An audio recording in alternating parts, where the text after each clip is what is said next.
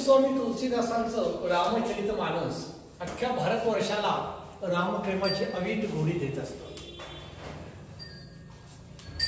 स्वामीजींची एक सुरेख मधुर कथा मी मगाशी वाचली, ती शेअर करावीशी वाटते. जाऊन राहिले होते काशीमध्ये, जिथे अभ्यास चालू होता. रामकथेचं लिहिणं त्यांचं सुरू झालं होतं आणि खूप काही ग्रंथ ते तोपर्यंत लिहिले होते. ती ग्रंथ संपदा होती. एक आश्रम जवळपास त्यांनी बांधला होता त्या ठिकाणी तुलसीदासजींनी. तिथं ते राहत होते. आणि एकदा तिथे ते असं लिहितात की चोरी करण्याच्या मिशाने काही चोर त्या ठिकाणी आले आणि जमा झाले आश्रमाच्या बाजूला, दबा धरून बसले आणि त्यांनी हल्लाबोल केला.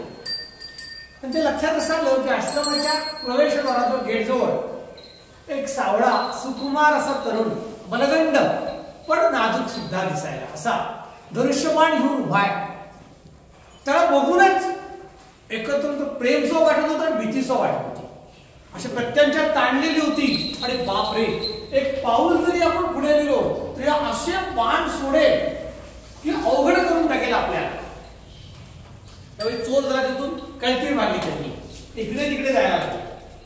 परत अर्धा एक तासाने एकत्र आले. परत गेट जवळ ते आले, द्वाराजवळ आले. त्याला परत एकदा तिथे तोच सुकुमार सावळा दिसला. आता बरं धनुष्यबाण प्रत्यंच्या ताणलेली आहे, डोळ्यात तेज आहे. कुठल्याच क्षणी बाण सोडेल, बाणांची मालिका सोडेल बाणांची. आणि कितीही असलो आपण सैन्य तरी भरून देऊ. परत ते कटले. हा रात्रभर खेळ चालू राहिला. पहाटे चोराने नाच सोडून दिला. सकाळ सकाळ आरती झाली आणि ते तुलसीदासांची चरणकडी स्पर्श केला. ते म्हटले मला एकच प्रश्न पडलाय.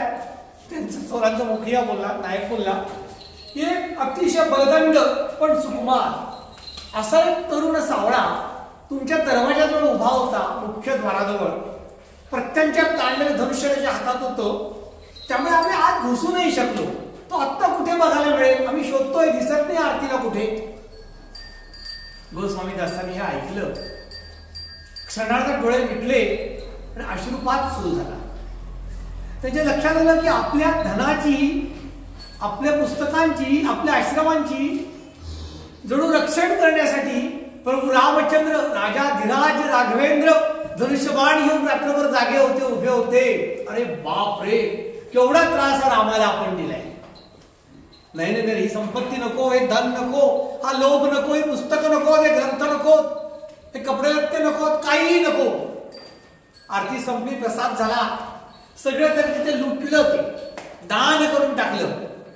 आणि एका सामान्य घरामध्ये गेले गंगा तीरावरच्या आणि म्हणाले, मला रामचरित मानस मी लिहिणार आहे, आत्ता देववाणी संस्कृत मध्ये लिहिणार आहे, मला द्याल का आसरा तुमच्याकडे? मी माझा आश्रम, माझं घर, माझं दार, माझी संपत्ती सगळी देऊन टाकली आहे सगळ्यांना. आता मी माझं लेखणी, माझं कलम. आनंदाने स्वागत केलं त्यांचं. आणि त्या आश्रमापासून दूर जाऊन कारण तो देऊन टाकला होता दुसऱ्याला.